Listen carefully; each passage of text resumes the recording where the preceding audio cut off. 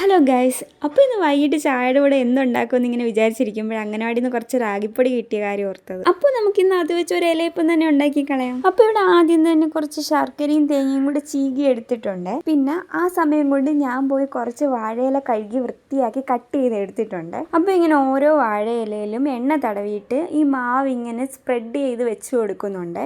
പിന്നെ അതിനകത്തോട്ട് നമ്മൾ ഈ ചീകി വെച്ചിരിക്കുന്ന ശർക്കരയും തേങ്ങയും നല്ലപോലെ ഒന്ന് സെറ്റ് ചെയ്ത് കൊടുക്കുന്നുണ്ട്. ഇതൊക്കെ ഇങ്ങനെ വെച്ച് കഴിഞ്ഞിട്ട് ആ ഇല മടക്കി വേറൊരു പാത്രത്തിലോട്ട് മാറ്റുന്നുണ്ട്. ഇതിൻ്റെ ഇടയ്ക്ക് ഞാൻ അപ്പുറത്ത് നിന്ന് ആ ശർക്കരയും തേങ്ങയും ചിരങ്ങി വെച്ചേക്കുന്നത് ഞാൻ എടുത്ത് കഴിക്കുന്നുണ്ട് കേട്ടോ. ടേസ്റ്റ് ചെയ്ത് നോക്കുന്നുണ്ട് ഇടയ്ക്ക്.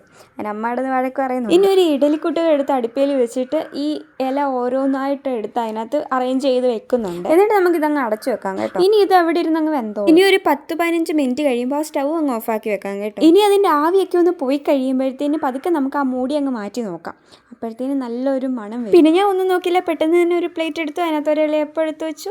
അങ്ങനെ പിന്നെ ടേസ്റ്റ് ചെയ്തു. സംഭവം സൂപ്പറാണ് കേട്ടോ, എനിക്ക് നല്ല ഇഷ്ടപ്പെട്ടു. പിന്നെ ഞാൻ 2 എണ്ണം കഴിച്ചിട്ടുണ്ടായിരുന്നു. സംഭവം നല്ല ചൂടുണ്ടായിരുന്നു. അപ്പോൾ ഇന്നത്തെ വീഡിയോ ഇത്രയേ ഉള്ളൂ. വീഡിയോ ഇഷ്ടപ്പെടുവാണെങ്കിൽ സബ്സ്ക്രൈബ് ചെയ്യാൻ മറക്കരുത്. നെക്സ്റ്റ് വീഡിയോയിൽ കാണാം. ബൈ.